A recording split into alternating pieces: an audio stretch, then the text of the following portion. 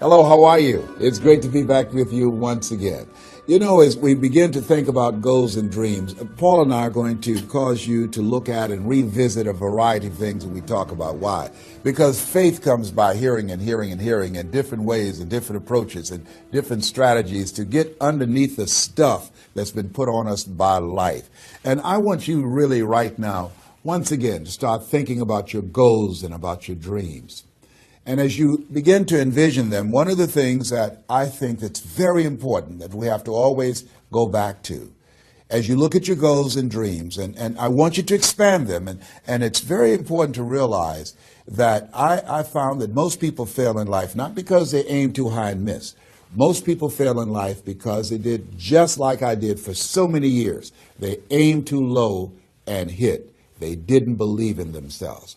So I want you right now, as we begin to think about the lessons and all the things that you've experienced and all of the comments and stories and strategies and lessons that you've had, I think it's time to revisit and look at your goals and dreams, and let's raise the bar. I remember as a kid, we would be in the backyard and we would play jump, and somebody would get on one side of the stick, my sister and then my brother, we would run and we'd jump over it. And then they say, raise it up a little bit higher. We have to back up and we would run and we'd jump over it again. And then we say, raise it up a little higher. And the higher it got, we had to begin to change our approach and how we're going to get over the bar. And that's the same thing in life. And so right now, I want you to think about your goals and dreams. As you begin to raise them a little higher, and I want you to say with me, it's possible. It's possible. You know, the easiest thing that I do is speak and train people how to speak. Go into prisons and juvenile detention centers and to high schools and colleges. Speak before thousands of people. I can do that in my sleep. Let me share with you the most difficult thing I've ever done in my life. And it took me years to do. And that was to believe that it was possible. To believe that I can do it.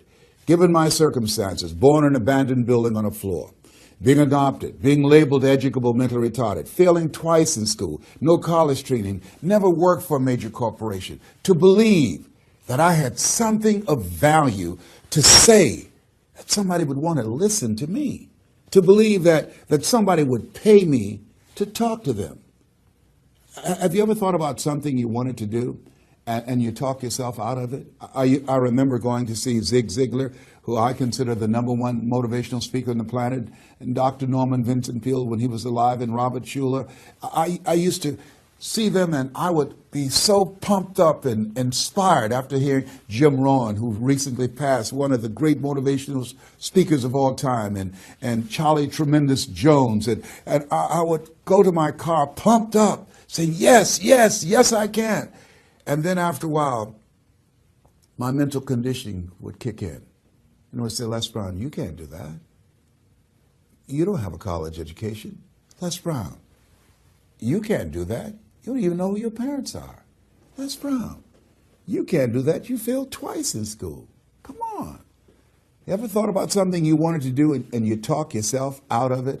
There's a proverb that says, if there's no enemy within, the enemy outside can do us no harm.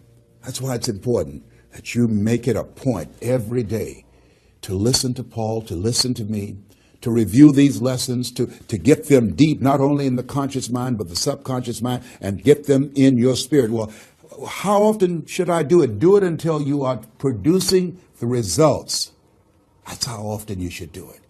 And you never stop, because once you stop, that's when those negative thoughts will come back. Once you stop, that's when you will begin to doubt yourself. Once you stop, I'm telling you what I know. Yes. Every day, it's a selling job on you. It's possible.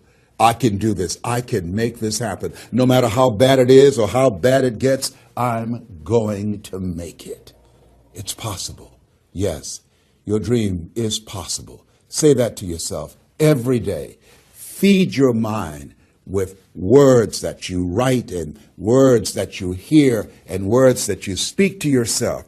Feed your faith, and your doubts will starve to death. Say to yourself, it's possible. It's possible. It's possible. Even when you have no evidence to point to, say to yourself, It's possible. There's nothing as powerful as a made-up mind. It's a struggle sometimes to do that, especially when you have people around you telling you that it's not possible, that you can't do it. And they're constantly pointing out your failures of the past, constantly reminding you of all of the things that you don't have going for you. I'm reminded of the story of two little boys that were playing on some ice during the winter. And as they got further out on this ice, one fell through the thin ice. And so the little fellow that was still on top of the ice, he was trying to save his little buddy.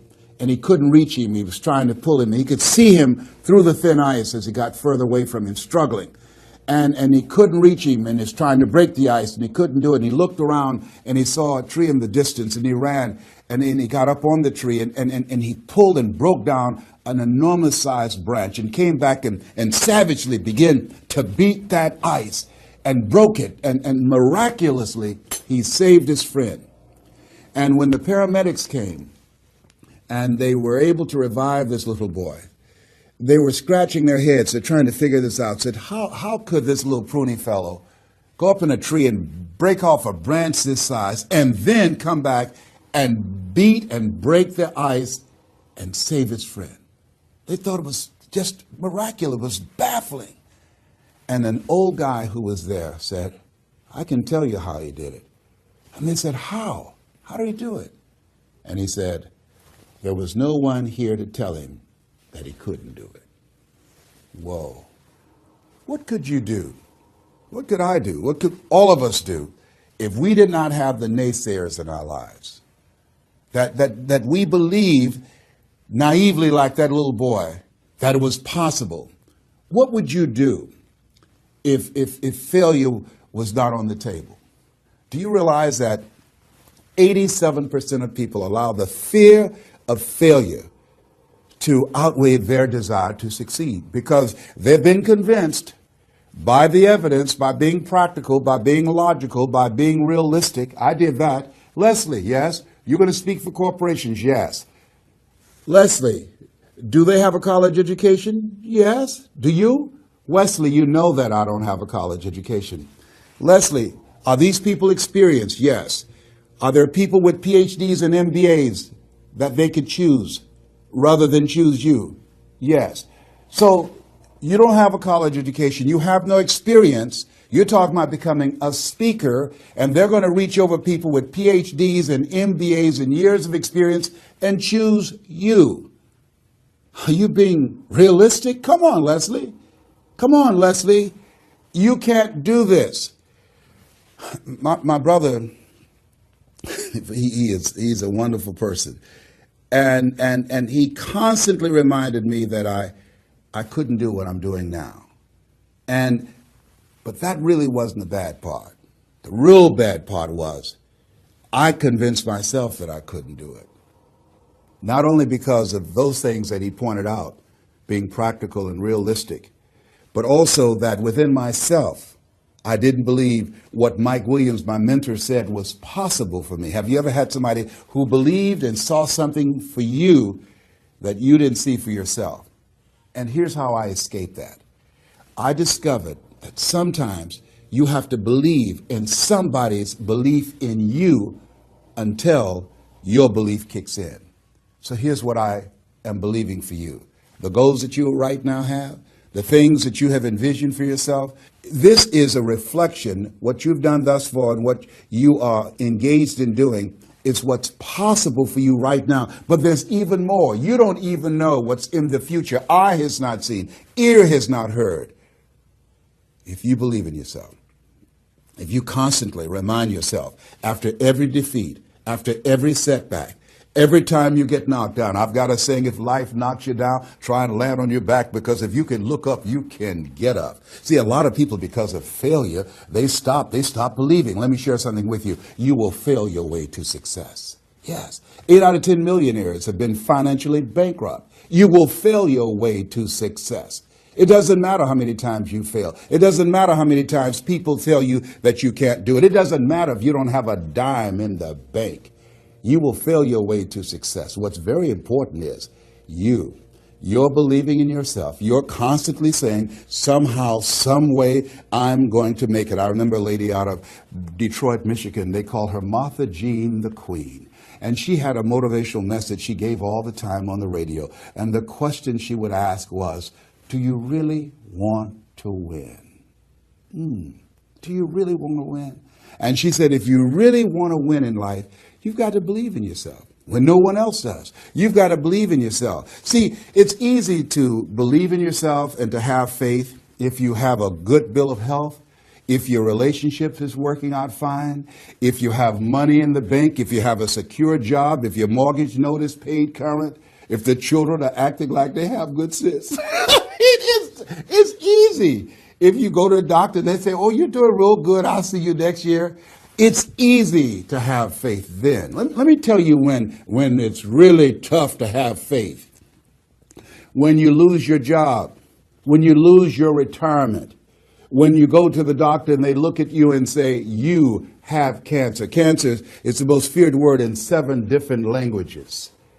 That's when it's tough to have faith then. And that's when you need to call on your faith then.